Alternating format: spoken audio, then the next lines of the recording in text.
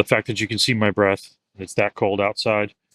I love it. I love the weather here. This is awesome. Really nice, cool mornings, which is opposite of what we would still be having this time of year in Georgia. Back here in the United Kingdom, going to be riding with some farmers the next couple days with a potential new dealer group on some New Holland machines, capturing losses in the sieve area and some different rear end combine setups that we haven't run on before in canola and wheat. So, really looking forward to that. That'll be the remainder of this week, and then we head back to Atlanta on Friday. So, it's been a great trip. I do miss my family. Excited to get home and see them. I wanted to take this opportunity to also make a bit of an announcement. If that's what you want to call it.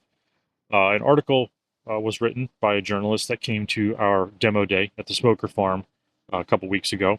And so he asked some great questions, and I think he's going to put out a great piece, but he's going to touch on something that we haven't talked about before or let anybody know about. And so I thought I should probably say something in case people, it raises some eyebrows and they're like, what? So the number one question that we get asked by far all the time is, can FarmWave talk to the machine and make the changes automatically or autonomously to reduce and minimize losses? And the answer is no, it cannot. We are working on getting recommendations pushed out through the remainder of this year and into 2025. As you can imagine, recommendations it's just one giant decision tree, right? It's based off so many factors. And if we were to find, 3 farmers that said, if you had this make model machine with this make model header and these crops and these conditions, what would you do? You can get 3 different answers. And so when we're training an AI, we want to make sure that we get that right. So we're working on recommendations, still in the process of pushing all of that out. But part of that is having a device like a CAN bus plugged into the machine where we're pulling machinery data. That helps us make more accurate recommendations.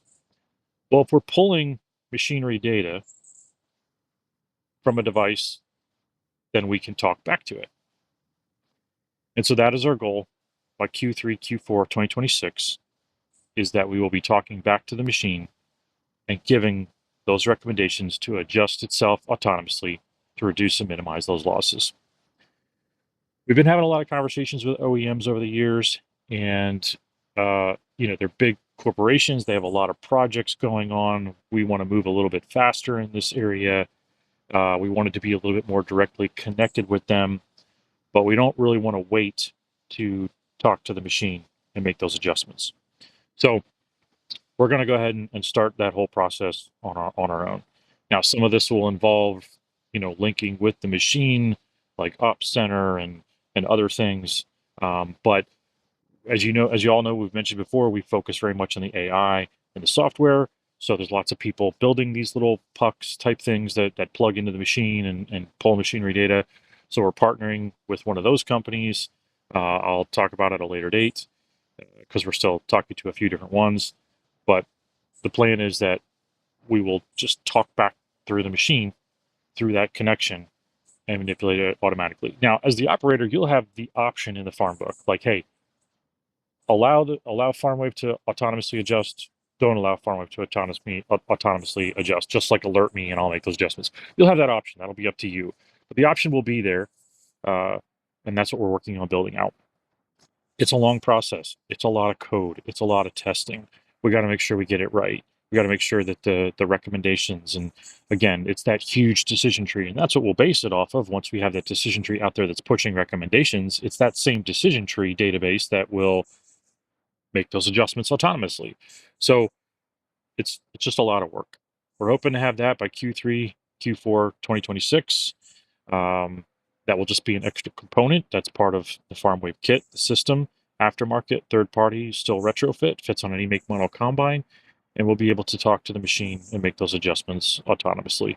So that's going to be written about in this article, and I thought it might raise people's questions going, oh, I thought you guys said you couldn't do that. And well, we can at the moment, but we're working on it. But we're working on it in parallel, in tandem with so many other things going on. Canola, the initial just recommendation tree, right? Just giving recommendations. We're still working on all of that. It's a process. It's got to be done in an order, and we're working through it. We're still a very small team. We're hoping to raise more money here soon and expand that team out so we can keep up with the demand. There has literally been demand from around the world, and I just feel unbelievably blessed to say that uh, that there's just been that much of an interest in what we're doing. It's a huge blessing, and we're just trying to keep up. We want to make sure that we push things out, we do it right, and it just works. So that's kind of the update that I wanted to provide. But maybe more from the UK later this week. Try to get some videos or pictures out on these New Holland machines, working with these farmers over here. Otherwise, may talk to you from back in Georgia later on in the week. Take care.